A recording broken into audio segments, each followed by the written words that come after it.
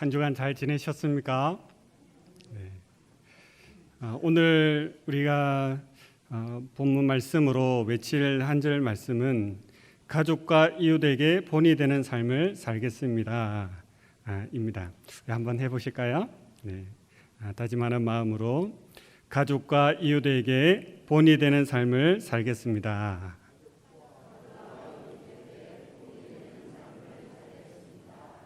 아멘.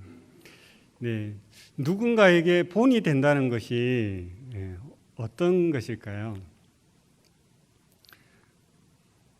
자녀들이 만약에 아버님, 어머님, 저에게 이렇게 좋은 신앙의 본을 보여주셔서 너무 감사합니다 라고 이야기한다면 기분이 어떠실 것 같으세요?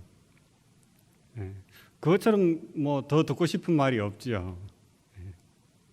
오늘 본문을 보면 그 믿음의 본을 이렇게 보아온 사람들의 이야기가 있습니다. 먼저는 데살로니가 교회 교인들이고요. 또 제가 본문 가운데서 이런 본은 참 본받지 않았으면 좋았을 텐데 라는 것과 이런 본은 참 본받았으면 좋겠다라는 것이 있고요. 또 예수님께서 우리 가운데 어떤 본을 보여주셨는지 이렇게 말씀을 한번 풀어드리고 싶습니다. 먼저 성경에 등장하는 데살로니가 교인들, 그들이 바울과 그 일행에 의해서 어떤 본을 받았을까?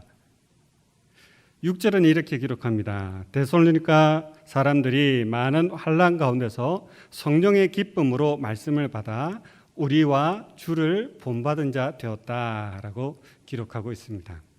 성령 하나님께서 함께 하셔서 말씀을 다 받고 그 말씀을 전하는 바울과 그 말씀 속의 주인공이신 예수님을 본받는 자가 되었다라고 기록하고 있는 것이죠. 그랬을 때 5절을 보시면 너희 가운데서 너희를 위하여 어떤 사람이 되었다라고 이야기를 하거든요. 그럼 바울과 그 일행이 그들에게 어떤 사람이 되어줬을까? 성경을 보면 사도행전에 이제 2차 전도 여행 가운데 데살로니가를 방문하게 됩니다. 그리고 3주 동안 그곳에서 말씀을 전해요. 사도행전에서는 구체적인 내용이 나오지는 않습니다.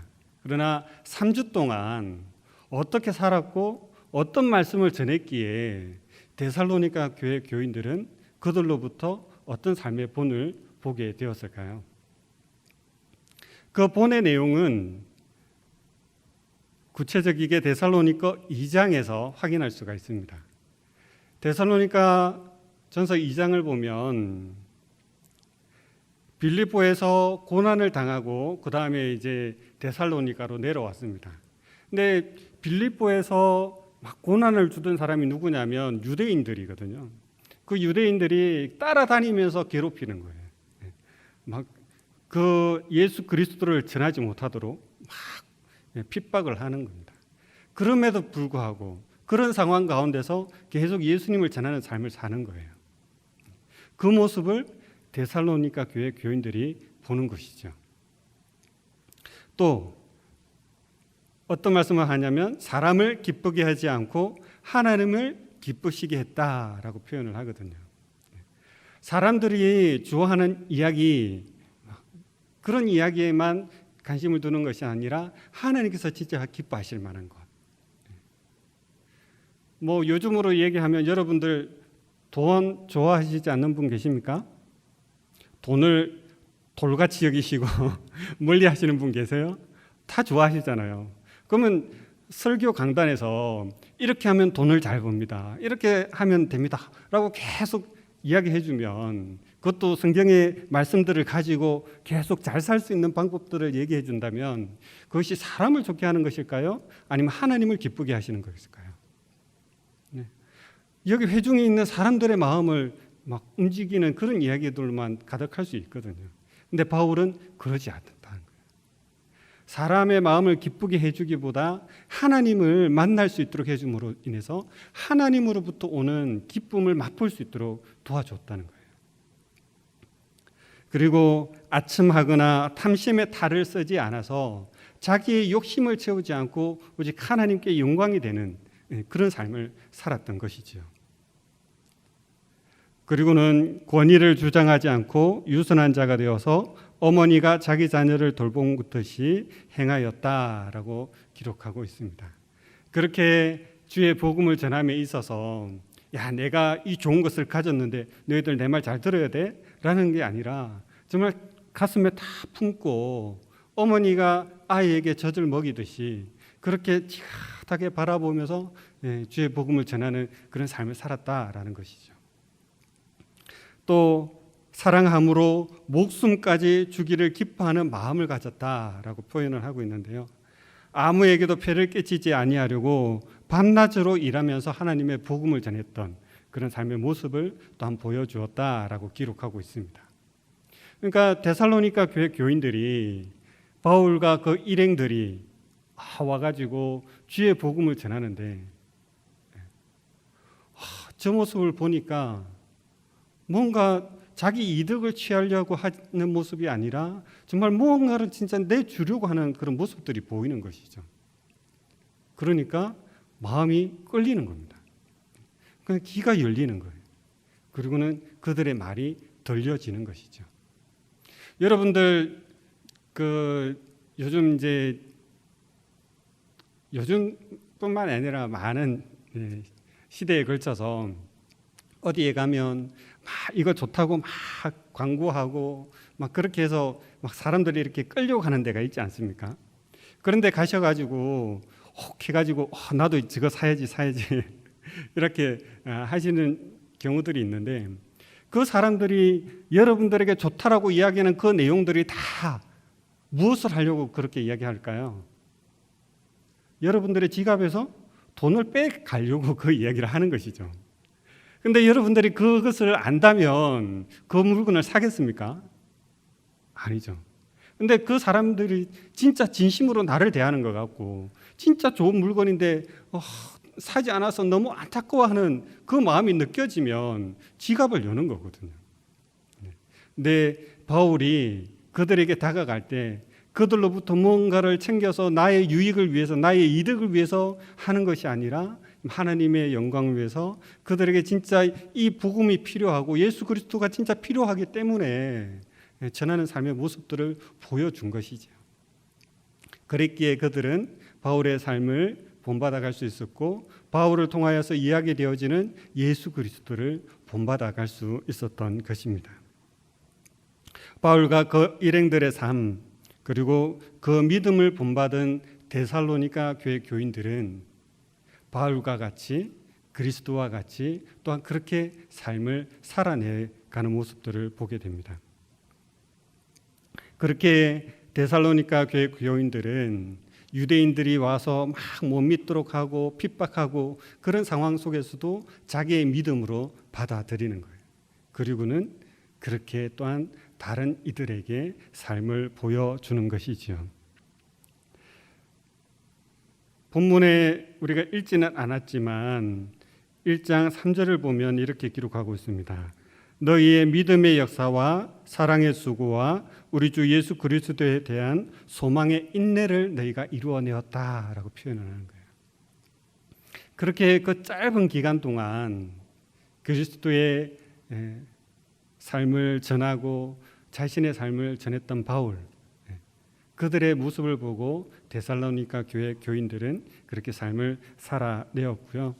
그렇게 하나님과 그리스도와 인간 사이의 다리가 되어서 하나님의 은혜를 흘려보내는 귀한 통로가 되었던 것이지요.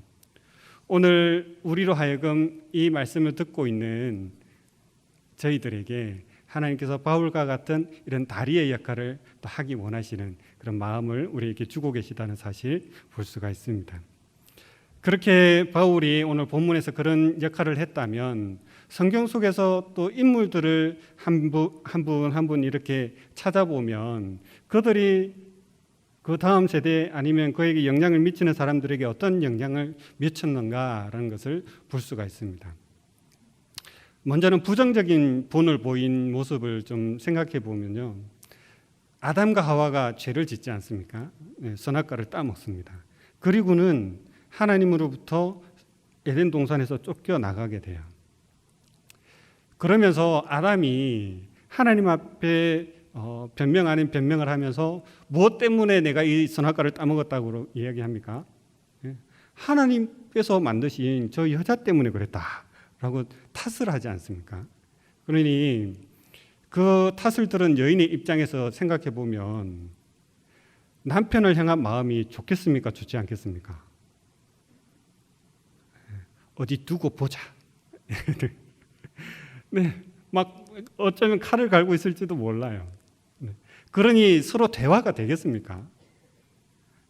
통하지가 않는 거예요. 그러면 이런 상황을 계속 지켜보고 있던 자녀들이 서로 조금 불편함이 있고 자기가 원하는 게 있으면 대화를 시도하려고 할까요? 아니면 부모님이 보여준 대로 그냥 멀리 떨어져 살려고 할까요? 그렇게 본받아 살아가는 거예요. 어느 날 이제 아들 둘이서 자기 친의 삶을 잘 살면서 이제 자기가 수확한 것을 가지고 하나님께 제사를 드려요. 예배를 드려요. 그런데 큰 아들의 예배는 받아주시지 않고 작은 아들의 예배를 하나님께서 받아주시는 거예요. 그럼 큰 아들이 평소에 부모님이 서로 대화도 잘하고 하나님과의 교제도 잘하는 모습을 보았다라면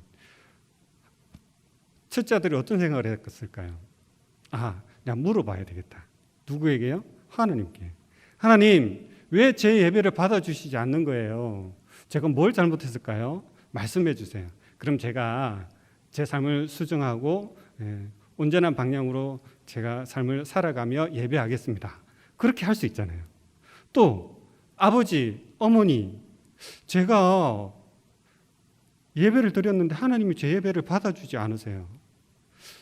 부모님께서 생각하실 때 제가 어떻길래 하나님께서 제 예배를 받아주시지 않죠? 물어볼 수 있잖아요.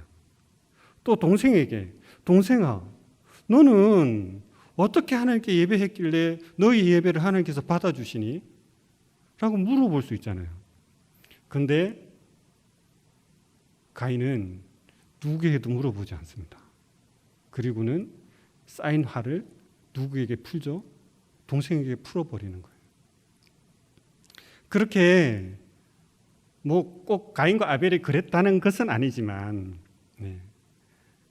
그렇게 만약에 가인과 아벨이 서로 부부 사이에서 대화하지 않고 그렇게 살았더라면 이 자녀들이 그 모습을 보았을 테고 또 그렇게 삶을 살아갔을 것입니다.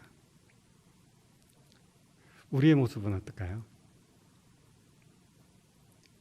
성경에는 이런 부정적인 모습만 아니라 또 긍정적인 모습도 있습니다.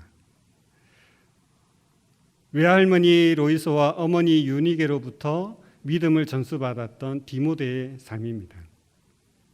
디모데는 바울에게 사랑하는 아들이라는 이야기를 듣습니다. 그리고 바울이 밤낮으로 기도할 때 사랑하는 아들 디모데를 위해서 늘 기도한대요. 왜냐하면 디모데 속에 있는 거짓이 없는 믿음을 보았기 때문에 그렇습니다.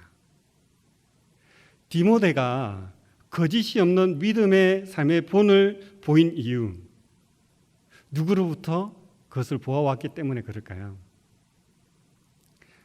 외할머니로부터, 어머니로부터 믿음 생활은 저렇게 하는 것이구나 라는 것을 보았던 것이죠. 그리고 그 삶의 자리를 살아내었던 것입니다. 그런데 그 삶의 자리를 볼 때 바울이 보니까 저 믿음은 거짓이 없는 믿음이에요. 그렇게 부모님으로부터 그 믿음을 전수받았던 것이죠. 그렇게 거짓이 없는 믿음으로 살아내었던 디모데, 그가 어떤 삶을 살았고 어떤 이야기를 들었는지를 사도행전 12장에는 이렇게 기록하고 있습니다. 사도행전 16장에는 루스드라와 이고니온에 있는 형제들에게 칭찬받는 자다. 믿음으로 살아내는 그 삶을 사람들이 다 칭찬하는 거예요. 또 빌립보서 2장을 보면 디모데를 이제 빌립보 교회에 보내면서 바울이 이렇게 얘기합니다. 다른 사람들은 다 자기 일을 구하고 자기 욕심을 챙기는데 디모데는 그러지 않는다는 거예요. 너희의 사정을 살피기 위해서 자신의 생명까지 내어줄 정도로 막 마음을 다하는 사람이다. 그렇게 표현하는 것이죠.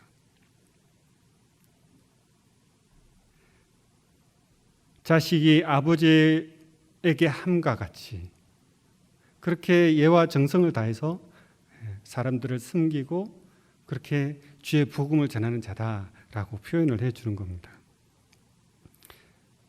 믿음의 유산을 받은 디모데는 사람들에게 칭찬받는 삶을 살았고 또 다른 사람들이 자기의 유익을 구하며 살 때에 그리스도를 위해서 자신의 삶을 헌신하는 그런 믿음의 걸음을 걸었던 것인지요. 성경에는 이렇게 좋은 본, 또 좋지 않은 본의 많은 부분들이 있습니다. 여러분들이 성경을 읽으시면서 말씀을 들으시면서 여러분들이 선택을 하시면 됩니다. 나는 이런 상황에서 이렇게 살기로 선택해야지. 그렇게 좋은 본을 선택해서 살아가시면 여러분들의 삶을 통해서 디모데와 같은 자녀들이 그 주변 사람들에게 다 칭찬을 받고 사람들이 나도 디모데처럼 삶을 살아야 되겠다. 그런 이야기를 듣는 것이죠. 데살로니가 교회 교인들이 바울과 그 일행의 삶의 모습을 보고 그리고 그가 전하는 예수 그리스도의 이야기를 들으면서 나도 그렇게 살아야 되겠다 라고 결단하고 삶을 살았을 때에 또 데살로니가 교회 교인들이 또 그 지방에 있는 또 그 지역에 있는 사람들에게 본이 되어 주었습니다. 우리가 이 땅을 살아가면서 말씀의 이 내용과 같이 우리가 우리의 배우자에게, 우리의 자녀들에게, 그리고 우리 이웃들에게, 우리 직장 동료들에게 그런 삶을 보여줄 수 있다라면 이 세상은 어떻게 변할 수 있을까요? 벌써 우리나라에 복음이 들어온 지가 100년이 넘었습니다. 복음이 들어와서 믿는 사람들도 굉장히 많아졌지요. 그런데 세상을 보면 하나님의 나라처럼 느껴지십니까? 언제나 주변 사람들은 내 주머니를 어떻게 털어갈 수 있을까 고민하는 사람들만 내 주변에 있는 것 같고 정말 주변 사람들을 위해서 자신의 삶을 내어놓는 사람이 그렇게 많지 않아 보이는 이 세대를 바라보면서 믿는 우리가 삶을 어떻게 살았기에 아직까지 100년이 지난 지금까지 우리 대한민국이 이런 모습으로 삶을 살아가고 있을까? 생각해 본다면 오늘 이 시대를 사는 저희들이 지금부터 삶을 어떻게 살면 어떤 모습이 될 수 있을까 고민해 볼 수 있는 것이죠. 그럼 예수님께서는 우리에게 어떤 삶의 모습을 보여주실까요?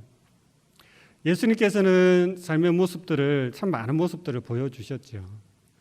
먼저 하나는 하나님께서 약속하신 것을 신실하게 이루어 주시는 본을 보여주셨습니다. 하나님께서 이 땅의 백성들을 너무 보시기에 안타깝게 여기셨어요. 예전에는 막 해초리도 때려보시고 막 이렇게도 해보시고 저렇게도 해보시고 막 많은 것들을 해보셨거든요. 근데 에스겔을 통해서 이렇게 말씀하세요. 맑은 물을 너희에게 뿌려서 너희로 정결하게 하되 곧 너희 모든 더러운 것에서와 모든 우상 숭배에서 너희를 정결하게 할 것이며 또 새 영을 너희 속에 두고 새 마음을 너희에게 주되 너희 육신에서 굳은 마음을 제거하고 부드러운 마음을 줄 것이며 또 내 영을 너희 속에 두어 너희로 내 율례를 행하게 하리니 너희가 내 규례를 지켜 행할지니라. 그렇게 하나님께서 새 영과 새 마음을 주셔서 하나님의 삶을 따라 살기로 다짐하는 사람들이 생기도록 내가 환경과 여건을 만들어주겠다라고 하시는 것이거든요. 그 일을 위해서 예수님께서 어떻게 삶을 살아내셨는가를 보면 많은 사람들이 병든 자들을 대하는 방식이 그 당시 어떠냐면 병은 하나님께 범죄해서 버림받은 사람들이 걸리는 것이다 라고 생각하는 생각이 있었습니다. 그래서 병에 걸린 사람들은 그 주변에 근처에 가지를 못했어요. 왜냐하면 그 사람들과 구별을 했어야 됐었고 그리고 병든 사람이 가까이 오면 건강한 사람들이 돌을 던져서 죽여도 마땅할 만큼 그렇게 율법으로 이야기되어지고 있었습니다. 그러니까 병든 사람들이 건강한 사람들 주변에만 와도 사람들이 다 어떻게 반응할까요? 저리가 막 쫓아내는 거예요. 근데 어느 날 예수님께서 여리고를 지나가십니다. 여리고를 지나가시는데 맹인 바디메오가 예수님이 지나간다는 소리를 들었어요. 예수님, 저 좀 긍휼히 여겨주십시오. 막 부르는 거예요. 그때 사람들이 그렇게 이야기 못하도록 하고 막 쫓아냅니다. 가까이 오지 마, 돌 던진다. 가까이 오지 못하게 하는 거죠. 예수님께서 어떻게 하셨을까요? 그들을 물리치시고 오게 하십니다. 그리고는 네가 원하는 게 무엇이니 이야기를 들어주세요. 지금까지 자기에게 맹인 바디메오에게 누군가가 다가와서 네가 원하는 게 무엇이니 물어준 사람이 있을까요? 없었습니다. 근데 그에게 예수님께서 다가가 주시는 거예요. 그리고는 따뜻하게 말을 건네시는 거죠. 네가 원하는 것이 무엇이니? 그때 바디메오가 제가 낫기를 원합니다. 포기를 원합니다. 이야기를 하죠. 그때 예수님께서 고쳐주시는 거예요. 그렇게 남이 멀리하고 배척하는 그 사람을 품어 안으시는 예수님. 그 모습을 사람들이 보는 것이죠. 나는 돌을 던지려고 했는데 예수님은 삶의 방식이 좀 다르시네. 그 바로 이어서 또 삭개오를 만나십니다. 삭개오를 만나서 예수님께서 삭개오를 보시며 삭개오야, 내가 너의 집에 유하여야 하겠다. 삭개오가 누굽니까? 세리거든요. 그 당시에 나라를 팔아먹는 사람처럼 여겨졌습니다. 근데 그에게 다가가셔서 삭개오를 만나주시는 거예요. 그래서 사람들이 내가 살았던 삶의 방식하고 너무 다른 거예요. 어떤 이들은 도전이 될 수도 있지만 어떤 이들은 이거는 좀 아닌 것 같은데 라고 여기셨을 수도 있습니다. 그럼에도 불구하고 예수님의 삶의 모습을 생각하는 많은 사람들이 예수님의 곁에서 예수님을 따르게 되지요. 그렇게 예수님께서는 연약한 자들, 아무도 상대해 주지 않는 이들에게 다가가셔서 손을 내밀어 주시고 그들을 붙잡아 주셨습니다. 그런 삶의 모습들을 보여주셨어요. 그러니 제자들이 예수님께서 예루살렘으로 올라갈 때 나도 한 자리 차지해야 되겠다. 나도 한 자리 차지해야 되겠다. 라고 마음 먹었던 이 제자들이 나중에 예수님께서 십자가에서 죽으시고 다시 부활하셔서 찾아오신 이후에 예수님께서 살았던 삶의 방식들을 다시금 생각하는 겁니다. 그리고는 깨닫는 것이죠. 내가 지금까지 욕망을 따라서 욕심을 따라서 예수님을 따랐던 삶의 방식들이 틀렸던 것이구나. 내가 잘못된 삶의 방식들을 선택했던 것이구나. 예수님처럼 이제는 자신의 삶을 내어주는 그런 삶을 살아야 되겠다라고 결단하고 그 삶을 살기로 선택하는 것이죠. 그렇게 삶을 살아내었던 사람들 중에 바울이 있었고 그 바울의 삶의 모습을 보고 바울을 통하여 들려지는 예수님의 삶의 모습을 보며 데살로니가 교회 교인들이 삶이 바뀌어져 갔던 것이죠. 예수님께서 우리에게 삶의 모습들을 보여주신 그 삶의 자리들은 지금 예배를 드리고 있는 저희들 삶의 자리들에 녹아져 있을 것입니다. 많고 적음의 차이는 있겠지만 예수님의 삶의 모습을 한 자리라도 닮아가기로 다짐하며 살아가기로 살려고 애쓰는 여러분들에게 성령 하나님께서 함께 하셔서 그 길을 잘 가실 수 있도록 도와주실 것입니다. 그러니 그 걸음을 더 잘 걸어갈 수 있도록 성령 하나님 우리와 함께 해 주십시오. 우리의 삶의 모습들을 조금이라도 본을 잘 보여서 우리의 배우자에게, 자녀들에게, 그리고 우리의 이웃들에게 우리의 이 부족한 모습 보이지만 그 모습 속에서 예수 그리스도의 향기를 경험하고 예수 그리스도의 편지를 읽게 되고 그런 모습을 나도 닮아 살아야 되겠다라고 도전을 줄 수 있는 그런 한 걸음 한 걸음이 되실 수 있기를 축복을 드립니다. 부끄럽지만 저는 저희 자녀들에게 그렇게 좋은 모습을 보여주지는 못했습니다.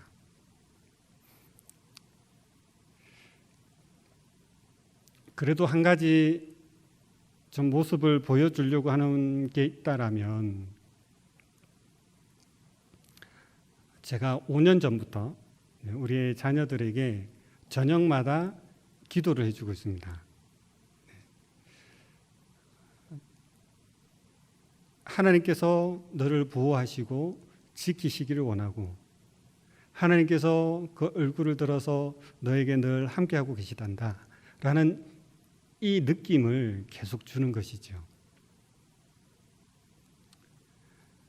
삶의 모습을 제대로 보여주지 못해서 제 걸음을 잘 따르지 않는 우리의 자녀들이 어떤 삶의 순간에 어려움이 있거나 고난이 닥칠 때에 늘 들려졌던 나의 도움이 되시고 나의 힘이 되시며 나의 능력이 되시는 그 하나님을 붙들 수 있도록 그렇게 저녁마다 기도를 해주고 있습니다. 그런데 우리의 자녀들이 제가 안고 기도를 해준다고 해서 제 품에 안길까요? 안기고 싶어져야 안기지 않겠습니까? 그러면 기도를 해주기 전에 무엇부터 해야 되겠습니까? 내 품에 안길 수 있는 마음이 생기도록 먼저 작업을 해야죠. 그렇게 해서 우리의 자녀들이 품에 안겼을 때에 그때 기도를 해주면 그 기도가 귀에 들려지는 것이죠. 근데 마음은 멀어져 있는데 억지로 안겨가지고 어쩔 수 없이 안겨서 기도를 받는다면 그 기도가 그 자녀에게 무슨 유익이 있겠습니까? 우리가 삶의 본을 보인다는 것은 그것입니다. 우리의 자녀들의 마음에 문을 여는 거예요. 나도 우리 부모님처럼 저렇게 살고 싶다라는 부분들이 있다라면 자녀들이 내가 너를 위해서 기도를 좀 해주고 싶은데 라고 이야기할 때 마음의 문을 여는 것이죠. 그리고는 품에 와서 안기는 겁니다. 제가 다른 거는 다 못해도 그것 하나는 지금까지 하고 있거든요. 그렇게 저녁마다 환경과 여건이 될 때 저녁마다 끌어안고 기도해주면 이것이 본이 된다라면 우리의 자녀들이 또 성장해서 가정을 이루고 자녀를 낳게 될 때에 그 자녀들에게 또 어떤 삶의 모습을 보여주겠습니까? 여러분들, 우리 예수님이 걸어가셨던 삶의 자리 살아내라 그러면 너무 부담스럽지요. 어떻게 우리가 하나님처럼 그렇게 살아가겠습니까? 예수님처럼 살아가겠습니까? 너무 큰 것, 너무 큰 것 생각하시지 마시고 지금 내가 할 수 있는 것 작은 것 하나라도 한번 붙들어 보십시오. 그리고 그것을 꾸준하게 배우자에게, 자녀에게, 이웃에게 꾸준하게 보여봐 주십시오. 그러면 그들이 여러분들의 삶의 모습을 바라보며 마음의 문을 열게 될 것입니다. 그때 예수 그리스도의 이름을 그의 심령 가운데 심어 주십시오.